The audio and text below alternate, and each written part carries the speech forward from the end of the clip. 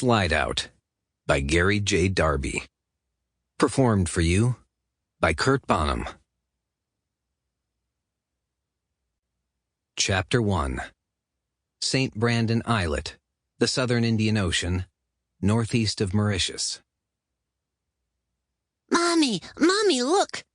The little 7-year-old girl cried happily as she broke away from her mother's grasp, the white sand splaying under her feet as she ran down to the edge of the gently sloping beach.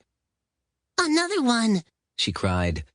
Her brown eyes opened wide in glee as she triumphantly held aloft the hand-sized, translucent pink and pearl shell. "Oh, that's a beauty, Emmy!"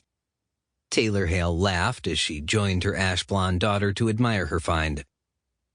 As Emmy bent over to wash her seashell in the clear water, Taylor whispered to Sydney, Emma's slim and tanned young nanny. "She doesn't seem to be slowing down in her treasure hunts." "No, ma'am," Sydney laughingly agreed, brushing back a loose strand of her long, light brown hair. "And last night before bed, she just had to count all of them again." Taylor laughed with her as Emma turned and asked, Mommy, where's Daddy? "Out in the lagoon snorkeling," Taylor answered, dropping her slim figure to one knee as she knelt alongside her vivacious and constantly smiling child. "He's diving way down so he can find you a special seashell." Really? "Really?" Emma eyed her mother as she said in a firm tone, Then you better go with him so that you can find me a special seashell too. "Are you sure?" Uh-huh. Taylor giggled, and with her forefinger plunked Emma's upturned nose. "All right, you special seashell-finding girl. I'll see what I can do." She gave Emma a kiss on the cheek and turned to Sydney. "You got her, Sid?" Yes, ma'am. Sydney smiled and held out her hand. "Come on, Em. Let's see what we can find farther down." Taylor watched them walk up the beach for a moment before she hurried over to where she'd left her snorkeling gear.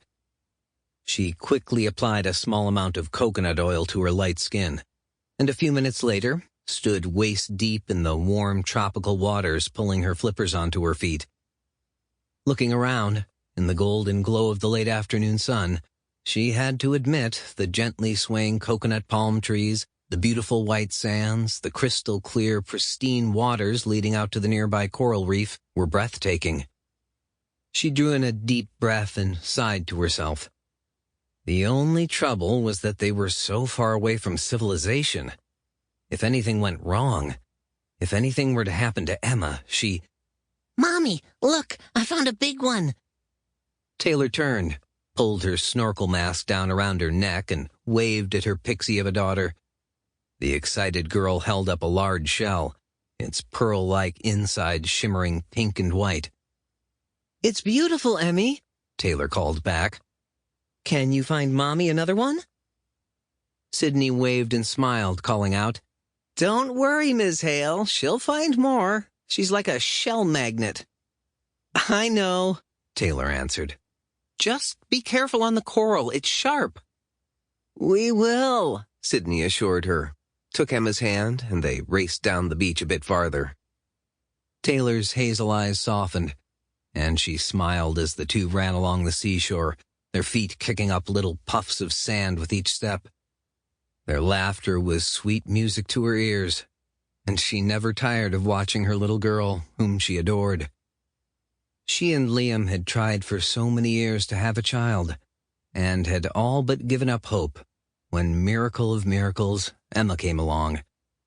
She was the center of their universe, and it was a glorious universe because of her. No one could ask for a sweeter, more loving child than Emma. She was... A sharp pinch on her bum caused her to squeal and lunge away, thinking it might be a sea snake. She and Liam had seen 2 yellow-bellied serpents near the inner reef the evening before.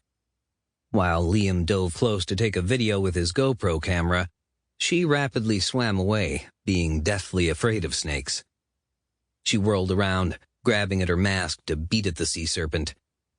A grinning, tanned face bobbed to the surface, laughed, Sample complete. Ready to continue?